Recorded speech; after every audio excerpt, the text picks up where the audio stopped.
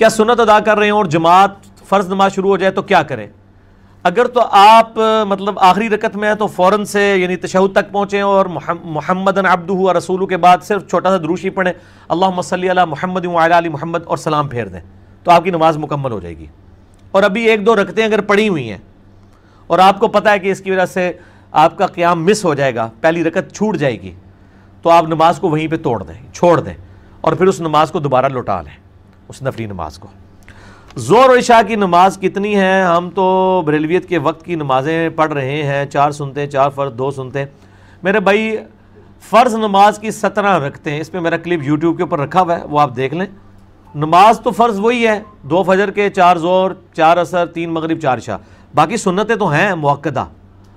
اب وہ اگر کوئی نہیں پڑھتا اس کو ہم گناہگار تو نہیں کہتے، لیکن ابو داؤد میں ایک حدیث ہے کہ جب کسی کے فرائض میں کمی نکلے گی تو نفلی عبادت یعنی سنتیں اس کے ایکویلنٹ تولی جائیں گی اور اللہ تعالیٰ اس کے فرض کی کمی پوری کر دے گا، اور وہ 12 رکھتے ہیں۔ 2 فجر سے پہلے، بخاری مسلم میں آئی ہیں، 2 فجر سے پہلے، 4 ظہر سے پہلے، 2 ظہر کے بعد، 2 مغرب کے بعد، 2 عشاء کے بعد، اور 3 وتر جو ہیں اس کے علاوہ ہیں، وہ 5 بھی پڑھ سکتے ہیں، 3 بھی اور 1 وتر بھی، لیکن عمومی عمل صحیح بخاری میں 3 وتر کا ہے، مسئلہ نمبر 130 میرا ریکارڈڈ موجود ہے، وہ آپ دیکھ سکتے ہیں۔ فجر کی سنت اگر جماعت شروع ہو جائے تو کب پڑھیں؟ جب جماعت، تو بخاری مسلم میں حدیث ہے جب فرض کی اقامت ہو جائے تو کوئی نماز درست نہیں ہے، ٹھیک ہے؟ تو آپ سنتے پھر نہیں پڑھ سکتے، آپ فرض نماز ہونے کے فوراً بعد پڑھ لیں۔ وہ ترمذی میں روایت موجود ہے، ترمذی والی سند تو کمزور ہے، البتہ صحیح ابن خزیمہ میں اور صحیح ابن حبان کے اندر موجود ہے کہ نبی علیہ السلام ایک دفعہ فجر کی نماز پڑھ کے نکلے تو ایک بندہ نماز پڑھ رہا تھا، آپ اس کے پاس کھڑے ہو گئے، جب سلام پڑھ کے پھیر کے فارغ ہوا آپ نے پوچھا یہ کیا پڑھا تم نے؟ کوئی کل سے جو ہے وہ فجر کی 4 رکعتیں پڑھنا شروع کر دے گا۔ اس نے کہا رسول اللہ میں نے فرض نہیں پڑھے، میری فجر سے پہلے جو 2 رکعتیں رہ گئی تھیں نوافل سنت مؤکدہ میں وہ پڑھ رہا ہوں، تو آپ سب نے خاموشی اختیار کر لی، اسے کہتے ہیں حدیث تقریری، یعنی آپ کے سامنے ایک عمل ہوا، آپ سب نے خاموشی اختیار کر لی۔ یہ حدیث آپ کو مشکات میں بھی جو ہے پہلی جلد کے اندر مل جائے گی، اس کے نیچے شیخ زبیر صاحب نے تحکیم بھی کی ہوئی ہے کہ ترمذی والی روایت کمزور ہے، لیکن چونکہ اس کی صحیح سند ابن حبان اور ابن خزیمہ میں موجود ہے لہٰذا اس کا متن بالکل ٹھیک ہے، فوراً بعد پڑھ لیں، اور اگر آپ سورج نکل کے پڑھنا چاہتے ہیں اس وقت بھی پڑھ لیں۔ لیکن یہ جو عوام میں مشہور ہے کہ جی اتنی دیر آپ مسجد میں بیٹھے رہیں گے، یہ تو فقہ حنفی میں بھی کہیں نہیں لکھا ہوا، یہ لوگوں نے مشہور کیا ہوا ہے۔ آپ گھر جا سکتے ہیں، اور اگر کوئی نہیں بھی پڑھتا گناہگار کوئی نہیں ہے، بعد میں پڑھ لیں، زور سے پہلے پڑھ لیں، زور کے بعد پڑھ لیں، 12 رکعتیں دن رات میں پوری کر لیں، ٹھیک ہو گیا جی؟ تو اس میں کوئی ایسا ایشو نہیں ہے، آپ کو پریشانی والی کوئی بات نہیں ہے۔ باقی جو ہے وہ اس حوالے سے میرے کلپس چڑھے ہوئے ہیں، فجر کی سنت کے اوپر، اوابین کے اوپر، اشراق کے اوپر، چاشت کے اوپر، جمعے کی رکعتوں کے اوپر، آپ کچھ بھی لکھیں، ساتھ انجینئر محمد علی مرزا لکھ دیا کریں تو میرا کلپ الحمدللہ اس حوالے سے کھل جائے گا۔ کیا فرض نماز ایک سے زیادہ جگہ پر ادا کی جا سکتی ہے؟ اب اس سے کیا مراد ہے کہ فرض نماز کو ہی بار بار پڑھنا ہے، یا فجر کی نماز بریلویوں کے پیچھے، دیوبندیوں کے پیچھے، ظہر عصر جو ہے وہ اہل حدیث کے پیچھے، مغرب شیعہ کے پیچھے؟ یہ اگر کوئی پوچھ رہا ہے تو پڑھیں جی، جدھر مرضی پڑھیں، اور نمازوں کو بار بار ریپیٹ کرنے کی کوئی ضرورت نہیں ہے۔ اگر آپ ریپیٹ بھی کریں گے تو ایک آپ کی فرض کاؤنٹ ہوگی، باقی نفلی ہوں گی۔ تو میں نے دونوں طریقے سے جواب دے دیا، اس میں مطلب احادیث موجود ہیں، بخاری مسلم میں موجود ہے، حذیفہ ابن یمان کہتے ہیں معاذ ابن جبل کہ میں نبی علیہ السلام کے پیچھے عشاء کی نماز پڑھتا تھا، پھر اپنی قوم میں جا کے عشاء کی امامت کرواتا تھا۔ اس کے اوپر امام بخاری نے باب باندھا ہے کہ متنفل کے پیچھے مفرض کی نماز درست ہے، یعنی جو فرض پڑھنے والا ہے وہ نفل جس نے نیت کیا ہے اس کے پیچھے نماز پڑھ سکتا ہے۔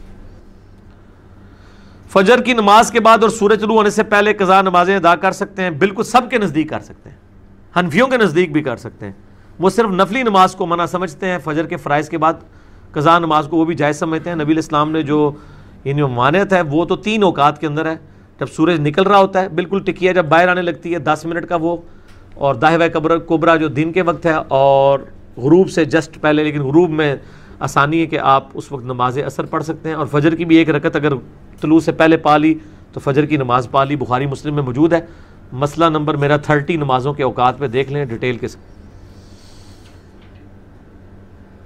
میں نے سنا ہے کہ جس حدیث میں پیغمبر صلی اللہ علیہ وسلم نے صف میں اکیلے آدمی کی نماز کو پڑھنے کا حکم دیا تھا کیونکہ اگلی صف میں جگہ موجود تھی، ایسی بات نہیں ہے میرے بھائی، اتنا سیدھا مسئلہ نہیں ہے، اس کے اوپر محدثین میں بڑا سخت اختلاف پایا جاتا ہے۔ اگلی صف میں اگر جگہ موجود ہو اس کے باوجود کوئی پچھلی صف میں نماز پڑھے تو یہ حنفیوں کی مسجدوں میں آپ یہ عام منظر دیکھ سکتے ہیں، یہ بھی ہو رہا ہوتا ہے۔ اگر انہوں نے یہ جھوٹی ایکسکیوز پیش کی ہے تو اس کے اوپر تو کوئی اختلاف ہی نہیں ہے، اکیلا پیچھے نماز نہیں پڑھے گا، جماعت کا ایک پروٹوکول ہے، جماعت میں آپ نے یعنی اکٹھے ہونا ہے. ایون 2 بندے ہوں گے تو جماعت قائم کریں گے، وہ بھی ساتھ ساتھ کھڑے ہوں گے. اگر اکیلا صف میں پیچھے بندہ ہے تو ابو داؤد ترمذی ابن ماجہ کے اندر حدیث موجود ہے، اس کی نماز نہیں ہوگی، وہ آگے سے کسی کو پیچھے لے آئے گا. لیکن وہ اگلے لوگ ایجوکیٹ بھی ہونے چاہیے. تو عموماً یہی ہوتا ہے، اکیلے کی بہت کم ہی نوبت آتی ہے، کوئی نہ کوئی آگے شامل ہو جاتا ہے. بہرحال اکیلے بندے کی نماز صف میں نہیں ہوگی، آگے سے کسی کو پیچھے کر لے، جو بالکل امام کے پیچھے اس کو پیچھے کر لے، اور ان کو بھی ایجوکیٹ ہونا چاہیے. باقی ساتھ والے پھر مل کے صف کو سیدھا کر لیں تو نماز درست ہو جائے گی. اور بسا اوقات یہ بھی ہوتا ہے کہ لوگ ایجوکیٹ نہیں ہوتے ہیں، شوق ان کو بہت ہوتا ہے امام کے پیچھے کھڑے ہونے کا، لیکن صحیح بخاری میں حدیث ہے، نبی علیہ السلام فرمایا جن کو قرآن زیادہ ہے، دین کا زیادہ علم ہے، وہ میرے پیچھے کھڑے ہوا کریں، ورنہ مجھے بھی قرآن پڑھنے میں جو ہے وہ دقت ہو جاتی ہے. ظاہر ہے وہ پھر وہ روحانیت نہیں نہ رہتی. تو یہاں پہ جو جتنا بڑا کوئی چودھری ہے اس کو شوق ہوتا ہے پیچھے کھڑے ہونے کا، اور اگر امام کا وضو ٹوٹ جائے تو اس چودھری صاحب کو آگے کر کے امام صاحب اپنے مسئلے پہ کھڑا کر سکتے ہیں؟ نہیں. تو امام کے ایگزیکٹ پیچھے وہ لوگ ہونے چاہیے کہ آگے بڑھ کے نماز پڑھا سکے. صحیح بخاری میں آتا ہے کہ سیدنا عمر رضی اللہ تعالیٰ عنہ کو جب زخم لگا تو سعد ابن ابی وقاص، سیدنا عبد الرحمن بن عوف بالکل پیچھے نماز پڑھ رہے تھے.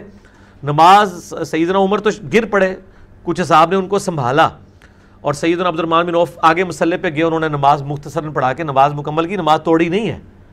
اب یہاں پہ کس کی کیپیبلٹی ہے کہ وہ آگے بڑھ کے نماز پڑھائے؟ میرا خیال ہے امام کا وضو ٹوٹ جائے تو سارے ایک دوسرے تکڑنا شروع کر دیں گے، اس امام سے پیچھے وہ بھی ٹور پاؤں، ٹھیک ہے جو آنا ہے تو دوبارہ نیت کرنا ہے. تو اس طرح کے لوگ نہیں ہونے چاہیے امام کے پیچھے. ان کو امام کو ضرورت ہی نہیں کہ وہ آگے کسی کو کھڑا کرے، وہ پیچھے ایسے لوگ ہی پہلے ہی کھڑے ہونے چاہیے کہ جب وضو امام کا ٹوٹ جائے تو وہ آگے بڑھ کے تو نماز کو مکمل کریں. کیا چیز؟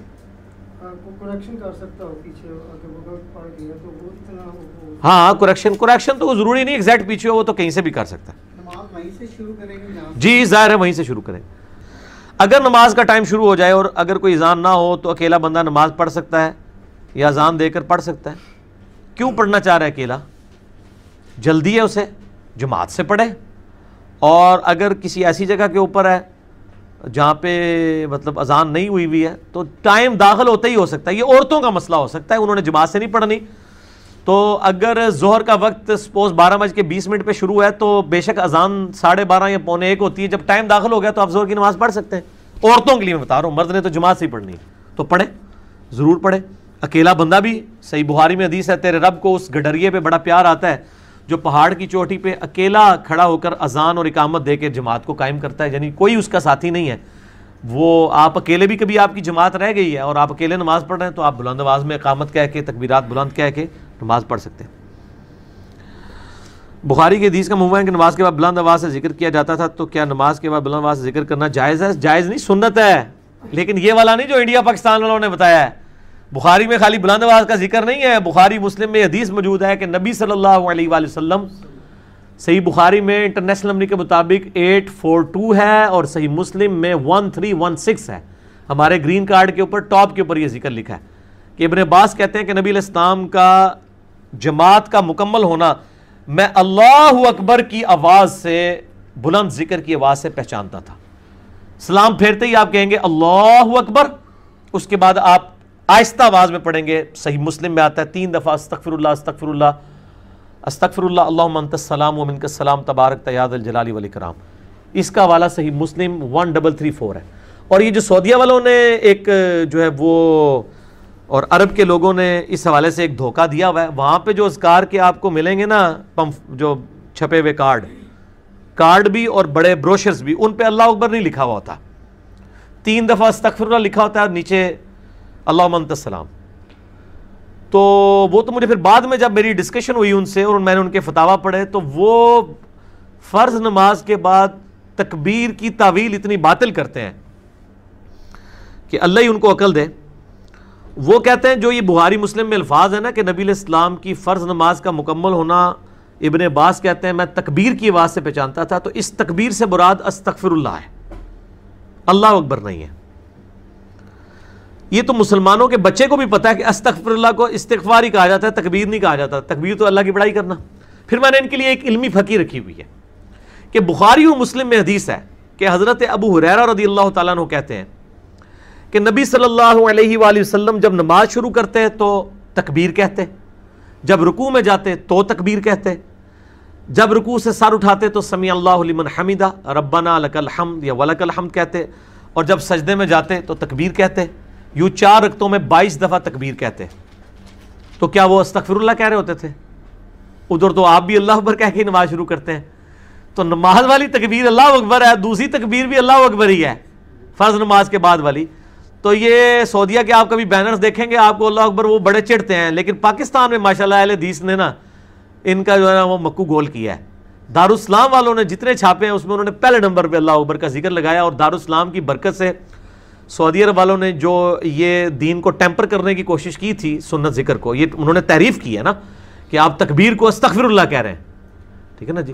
تو اس حوالے سے اللہ تعالیٰ نے جو ہے نا دارالاسلام کے ذریعے حق آواز لوگوں تک پہنچائی، چونکہ دنیا میں سب سے بڑا ادارہ ہے دارالاسلام پبلیکیشن کا.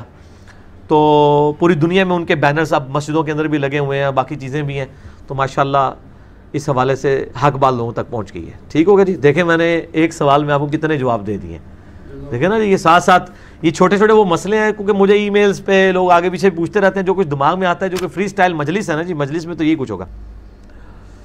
مسجد میں نمازی فرض نماز کے بعد سنت پڑھتے ہیں، اس وقت کوئی اعلانیہ نعت یا تلاوت کرتا ہے تو یہ جائز ہے ناجائز ہے؟ بالکل غلط ہے جی، کوئی ضرورت نہیں ہے. مطلب نماز کے اوقات کے اندر کیا کام ہے کہ آپ یہ کام شروع کر دیں اونچی آواز میں تلاوت؟ اگر نماز کے وہ اوقات ہیں، اگر نماز سے ہٹ کے ہیں تب بھی ان کو ریکویسٹ کرنی چاہیے کہ مسجدیں ان کاموں کے لیے نہیں بنی ہوئی ہیں کہ آپ مطلب جو ہے وہ اور یہ کیا کرتے ہیں، درس بھی دینا غلط ہے. سلام پھیرتے ہی جو ہے وہ درس قرآن دینا شروع کر دیتے ہیں، سنت اذکار بھی نہیں کرنے دیتے ہیں. یہ آپ کون سی دین کی خدمت کر رہے ہیں؟ ٹائمنگ رکھیں، جس نے سننا ہے سنے گا، جس نے نہیں سننا نہ سنے. آپ داروغہ تو نہیں ہے ان کے اوپر. اس طرح کی سختیاں لوگوں کے ساتھ نہ کریں.